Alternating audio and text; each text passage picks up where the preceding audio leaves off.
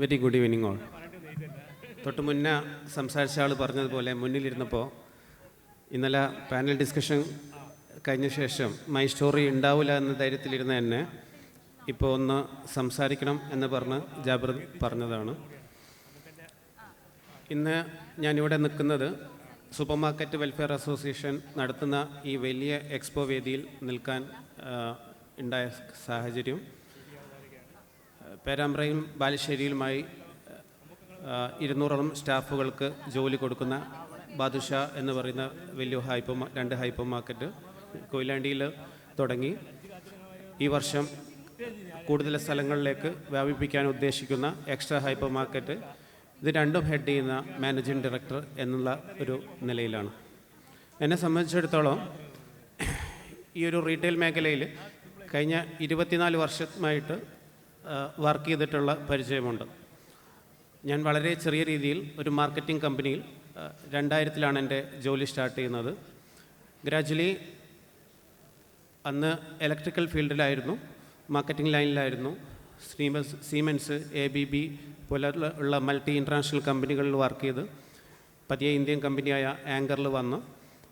അതിനുശേഷം house hold ഡിവിഷനിലേക്ക് മാറുകയാണ് ഉണ്ടായത്.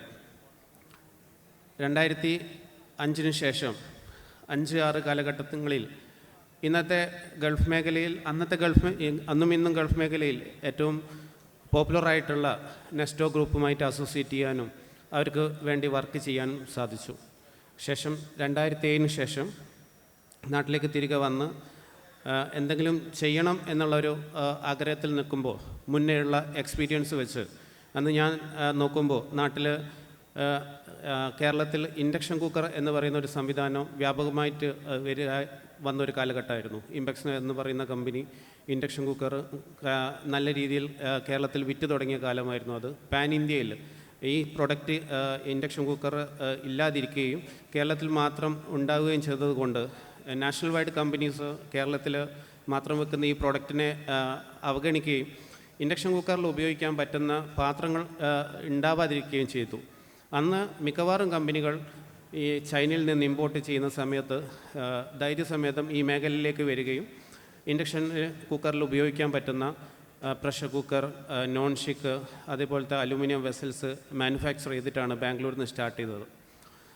അന്ന് ഈ മേഖലയിലെ ആദ്യത്തെ കമ്പനി ആയതുകൊണ്ട് തന്നെ ഇന്നൊവേഷനിൽ നമുക്ക് ഒരുപാട് ഇൻവെസ്റ്റ് ചെയ്യേണ്ടി വന്നു. കാലക്രമേണ അതിലേക്ക് കൂടുതൽ കമ്പനികൾ വരികയും ഈ തുടക്ക കാലഘട്ടത്തിൽ ഇൻവെൻറ്റർ എന്ന നിലയിൽ ഇന്ന് ഇന്ത്യയിലുള്ള ഒട്ടുമിക്ക കമ്പനികളുമായിട്ട് അസോസിയേറ്റ് ചെയ്യാനുള്ളൊരു അവസരം കിട്ടി. ഇന്ത്യയിലെ ടോപ്പ് ലീഡിംഗ് ബ്രാൻഡായിട്ടുള്ള Prestige, Butterfly, Usha, Bajaj, Crompton, Havells തുടങ്ങിയ കമ്പനികൾക്ക് വേണ്ടി സെക്കൻഡ് പാർട്ടി മാനുഫാക്ചറിങ്ങിൽ കോൺസെൻട്രേറ്റ് ചെയ്യുകയും മാർക്കറ്റിൽ കുഴപ്പമില്ലാത്ത രീതിയിലേക്കുള്ള ഒരു പെൻട്രേഷൻ ഉണ്ടാക്കിയെടുക്കാനും പറ്റി. 20 സ്റ്റാഫിനെ വെച്ച് തുടങ്ങിയ സ്ഥാപനം ഇന്ന് ദൈവാനുഗ്രഹം കൊണ്ട് 400ഓളം പേർക്ക് ജോലി കൊടുക്കുന്ന ഒരു സംരംഭമായിട്ട് നിലനിൽക്കുന്നു. തിരികെ 2012 കേരളത്തിലേക്ക് വരികയും കേരളത്തിൽ അന്ന് മാനുഫാക്ചറിങ് ലൈനിൽ മാത്രം ഉണ്ടായിരുന്ന ഞങ്ങൾ ഡിസ്ട്രിബ്യൂഷൻ ലൈനിലേക്ക് കടക്കുകയും ചെയ്തു. 12, 13, 14 കാലഘട്ടങ്ങളിൽ ഹൗസ് ഹോൾഡിൽ 30ഓളം കമ്പനികൾ എൻ്റെ മുന്നിലിരിക്കുന്ന പല സൂപ്പർ മാർക്കറ്റുകളും എത്തിച്ചിട്ട് ആണ് ഡിസ്ട്രിബ്യൂഷൻ ലൈനിലേക്ക് വരുന്നത്.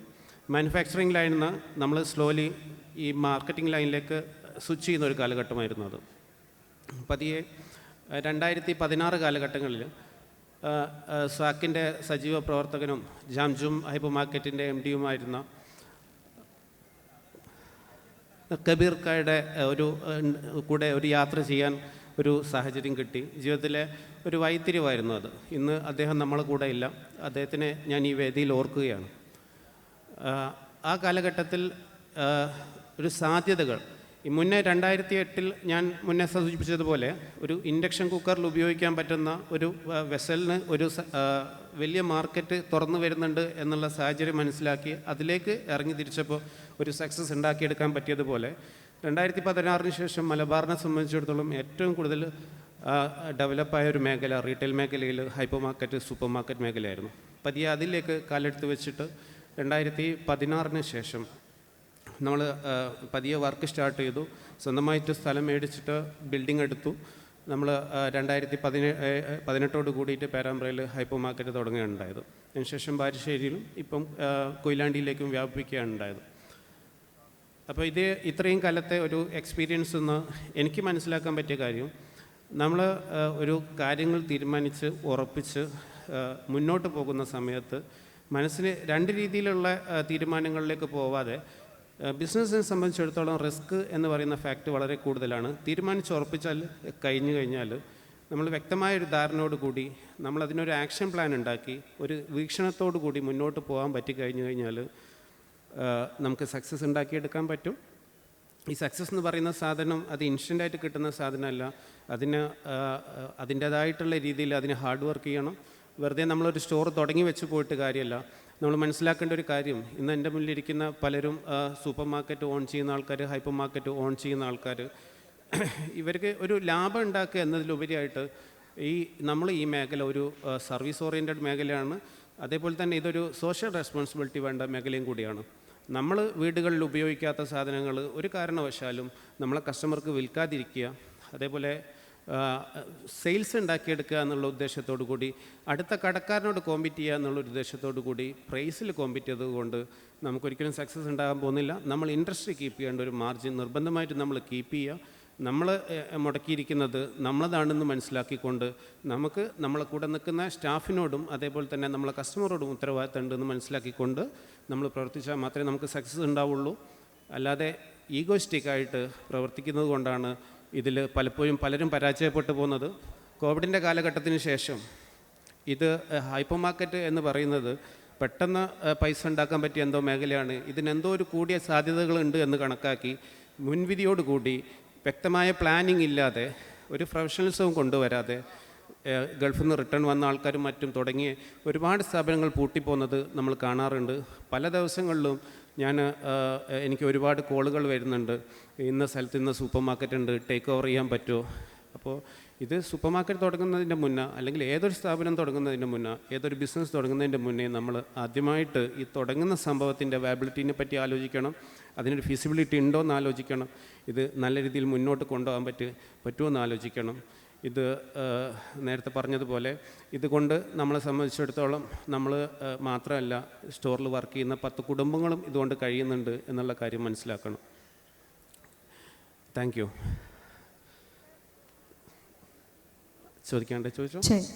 അതെ, അദ്ദേഹത്തോട് ഈ ഒരു സക്സസ് സ്റ്റോറി, സക്സസ് ജേർണി കേട്ടതിന് ശേഷം നിങ്ങൾക്ക് എന്തെങ്കിലും ചോദ്യങ്ങളുണ്ടെങ്കിൽ അത് ചോദിക്കാം. അദ്ദേഹത്തിൻ്റെ ബിസിനസ്സിലെ വളർച്ചയെ സംബന്ധിക്കുന്ന രീതിയിലുള്ള എന്തെങ്കിലും ക്വസ്റ്റ്യൻസ് ഉണ്ടെങ്കിൽ ഡെഫിനറ്റ്ലി അത് നമുക്കിപ്പോൾ നിങ്ങൾക്ക് ചോദിച്ച് മനസ്സിലാക്കാനുള്ള സമയമാണ്. എന്തെങ്കിലും ചോദ്യങ്ങളുണ്ടോ? ഇല്ല, പ്രത്യേകിച്ച് അങ്ങനെ ഒരു ചോദ്യങ്ങളൊന്നും ഇല്ല. അവർക്കെല്ലാം ക്ലിയറായി മനസ്സിലാക്കാൻ പറ്റിയെന്ന് തോന്നുന്നു. ഇനി എൻ്റെ മുൻനിരയിലിരിക്കുന്ന പലരും സുഹൃത്തുക്കളാണ്. എന്നിരുന്നാലും എന്തെങ്കിലും ക്വസ്റ്റ്യൻസ്?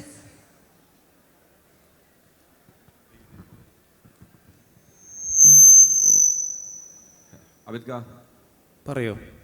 നിങ്ങളുടെ ഈ ഫീൽഡിലേക്ക് വരാനുള്ളൊരു പ്രചോദനം? ഫീൽഡിലേക്കുള്ള നിങ്ങൾ പറഞ്ഞു നിങ്ങൾ പണ്ട് വേറെ മേഖലയായിരുന്നു, ഡൈവേർട്ട് ചെയ്ത് വന്നതാണ്. അപ്പോൾ നമ്മുടെ ഈ ഫീൽഡിലേക്ക് വരാനുള്ള ഒരു പ്രചോദനം? ആക്ച്വലി വേറെ എല്ലാ സുഹൃത്തുക്കളെ പോലെയും 2000 കാലഘട്ടത്തിൽ എന്നെ സംബന്ധിച്ചിടത്തോളം എൻ്റെ ഫാമിലീൻ്റെ ഏറ്റവും കൂടിയ ഇമ്പോർട്ടൻസ് എന്നെ ഗൾഫിൽ പറഞ്ഞു വിടുക എന്നുള്ളതായിരുന്നു. എൻ്റെ ഇമ്പോർട്ടൻസ് നാട്ടിൽ തന്നെ എന്തെങ്കിലും ചെയ്യുക എന്നുള്ളതായിരുന്നു. അപ്പോൾ ഈ കാലക്രമത്തിൽ ഞാൻ നേരത്തെ പറഞ്ഞതുപോലെ ആദ്യം മാർക്കറ്റിംഗ് ലൈനിലായിരുന്നു. ആ സമയത്ത് എൻ്റർപ്രണർ ആകുക എന്നുള്ളത് തന്നെയായിരുന്നു ഉദ്ദേശം. പതിയെ അത് മാനുഫാക്ചറിങ് ലൈനിൽ പോയി. ഈ ഇൻഡസ്ട്രി ആയിരുന്നില്ല. പിന്നെ കുറച്ചും കൂടി കഴിഞ്ഞപ്പോൾ സ്വാഭാവികമായിട്ടും റീറ്റെയിൽ ഇൻഡസ്ട്രി ഇന്ന് ഏറ്റവും ഫാസ്റ്റായിട്ട് ഗ്രോ ചെയ്തുകൊണ്ടിരിക്കുന്ന ഒരു ഇൻഡസ്ട്രി റീറ്റെയിൽ ഇൻഡസ്ട്രി തന്നെയാണ്. അതിൻ്റെ സാധ്യതകൾ മനസ്സിലാക്കുകയും അതിനെപ്പറ്റി പഠിക്കുകയും ചെയ്തപ്പോഴാണ് ഈ ഹൈപ്പർ മാർക്കറ്റ് ഇൻഡസ്ട്രിയിലേക്ക് വന്നത്.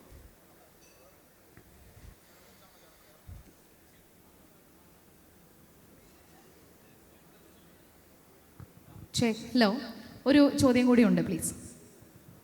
ആബിദ് ഖാ, യെസ്, നിങ്ങൾ 3 സെഗ്മെൻറ്റിലും വർക്ക് ചെയ്ത ആളാണ്. ഐ മീൻ മാനുഫാക്ചറർ, ഇപ്പം റീറ്റെയിലർ ആൻഡ് ഡിസ്ട്രിബ്യൂട്ടർ. അപ്പോൾ ഈ 3 മേഖലയിലും നിങ്ങൾ കണ്ടിട്ടുള്ള ചലഞ്ചസിൻ്റെ ഒരു റേഷ്യോ എന്ന് പറയാൻ പറ്റുമോ? ഐ മീൻ ഓരോന്നിലും ഓരോ ചലഞ്ചസ് ഉണ്ടാവാം, ഓരോന്നിൻ്റെ ഔട്ട്പുട്ട് ചേഞ്ചസ് ഉണ്ടാവാം.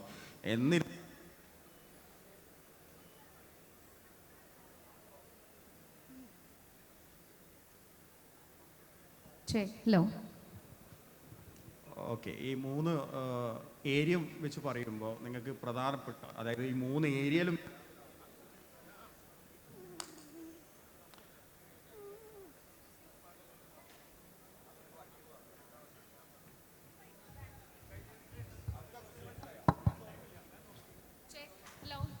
സർ ക്വസ്റ്റ്യൻ ചോദിച്ചോളൂ. പുള്ളി ചോദിച്ച ചോദ്യത്തെ സംബന്ധിച്ചിടത്തോളം ഇതൊരു റൊട്ടേഷനാണ്, ഇതൊരു സർക്കിളാണ് ആക്ച്വലി.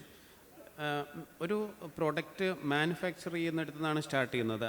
അദ്ദേഹത്തിനെ സംബന്ധിച്ചിടത്തോളം ആസ് എ മാനുഫാക്ചറെ സംബന്ധിച്ചിടത്തോളം ഒരുപാട് റിസ്ക് ഫാക്ടർ ഉണ്ട്. ഒരു പ്രൊഡക്റ്റിൻ്റെ ബാക്കിൽ ഒരുപാട് R&Ds ഉണ്ടാവും, ഒരുപാട് ഇൻവെസ്റ്റ്മെൻറ്റ് ഉണ്ടാവും. സക്സസ് ആവുകയാണെങ്കിൽ അതൊരു ലോട്ടറിയാണ്.